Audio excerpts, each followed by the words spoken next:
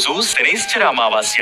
శనివారం అమావాస్యతో పాటు సూర్యగ్రహణం కూడా కలిసొచ్చింది కాబట్టి ఈ రోజు శనీశ్వరుడి పూజకు చాలా మంచిదని పండితులు చెబుతున్నారు. సాధారణంగా అమావాస్య రోజు పితృదేవతలకు తర్పణం వదులుతూ ఉంటారు. అయితే ఈ శనైశ్చర అమావాస్య రోజు పితృదేవతలకు వదిలే తర్పణం, పిండదానం చాలా శుభప్రదమని, అలా చేయడం వల్ల పితృదేవతలు అసంతృప్తిగా ఉంటే తృప్తి చెందుతారని పండితులు చెబుతున్నారు. శనైశ్చర అమావాస్య రోజు ఉదయం 4 గంటల నుండి 5:30 లోపు స్నానం చేయాలి. ఈ రోజు రావి చెట్టును పూజించడం, రావి చెట్టు దగ్గర దీపం వెలిగించడం చాలా మంచిది. దీనివల్ల శనిదేవుడి ఆశీర్వాదం లభిస్తుంది. శనైశ్చర అమావాస్య రోజు శనిదేవుడికి ఆవాల నూనెతో తైలాభిషేకం చేస్తే మంచిది.